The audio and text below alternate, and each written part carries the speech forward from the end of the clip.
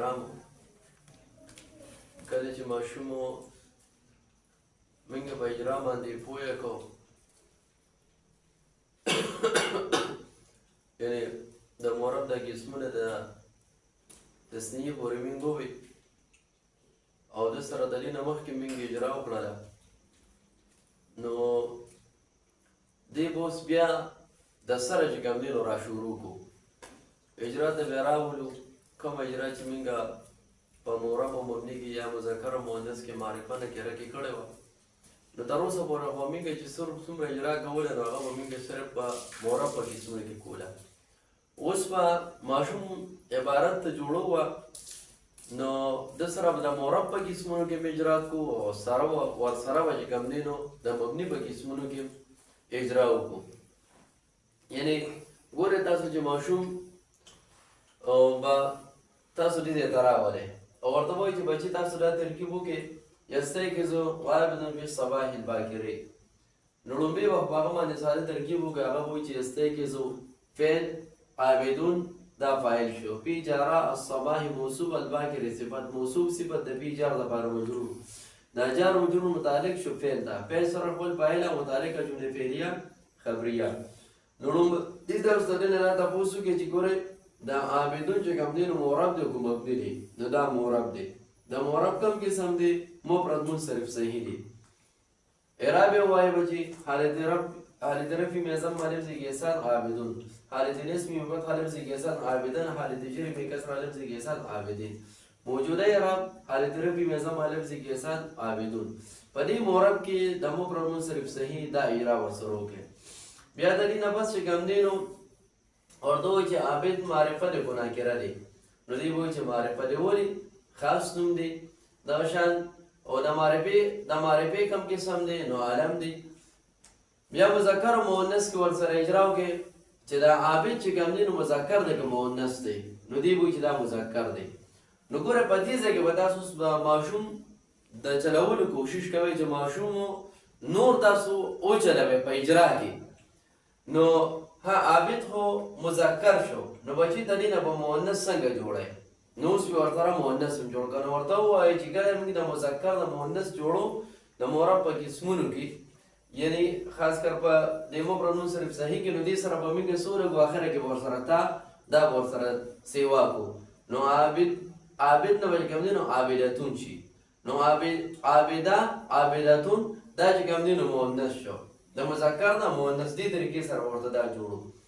نو بیا دې ته راولئ واحد تثنیه جمع ته راولئ وایي بچي دا عابد چې کوم دی نو په واحد تثنیه جمع کې څه دی نو دې به تاسو دا وایي چې دا واحد دی بچي ته دې نه تثنیه جوړه کړه عابدانې تثنیه ورته موږ مخکې طریقه ښودلې وه چې کله موږ د واحد نه تثنیه جوړو نو دې واحد سره په آخره کې الف او نون دا به ورسره ولګو کله چې د عابدانې کو نو اوس دلته کې دا د مورب په قسمونو کې ویلي دي نو ورته وایي چې بچي عابدان اعراب اوس ووایه د دې تثنیه اعراب ووایه نو دې وایي چې حالت رفع میں الف لفظی ما قبل مفتوح کے ساتھ په حالت د رفع کې الف لفظی ما قبل مفتوح سره نو په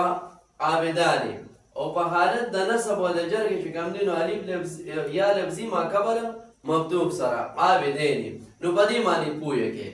ورته وایي چې د دې نه عابدون د تثنیه جوړه کړه نو چې کله د دې تثنیه جوړه کړه عابدانې بیا ورته وایي بچي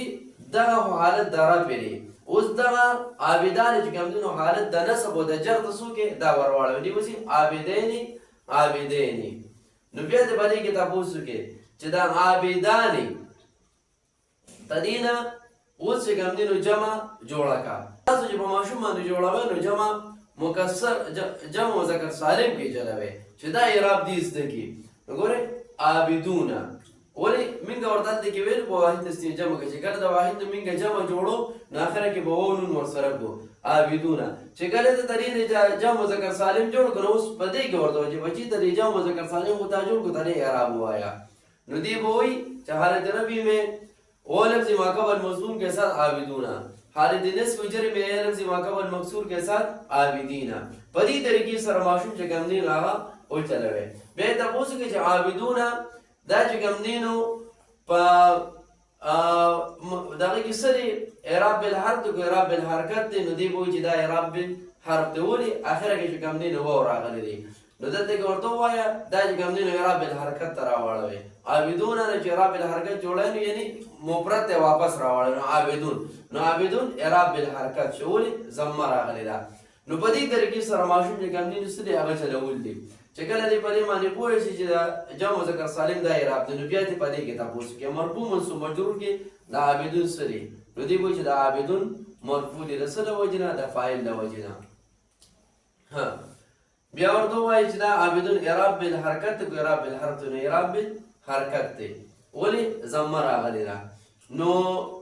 دې طریقې سره ماشوم سره اجرا پکار ده چې د مورب څومره قسمونه دي کو هغه عابدون دي کو هغه صباح دي کو هغه الباکر دي او صباح کې د تاسو کې هم په دې طریقې سره ورسره اجرا وکړي او بیا اخره کې دا مرفوع منصوب مجرور د اجرا ډیره زیاته لازمي ده چې مرفوع منصوب مجرور کې څه مجرور دي د څه د وجې نه د فی جار د وجې نه اعراب بالحرف دی کو اعراب بالحرکت دی اعراب بالحرکت دی ولې دلته یې کوم دی نو زیر راغلی د اخره کې کسره راغلی ده صباح د لاندې څه راغلی کسره راغلی ده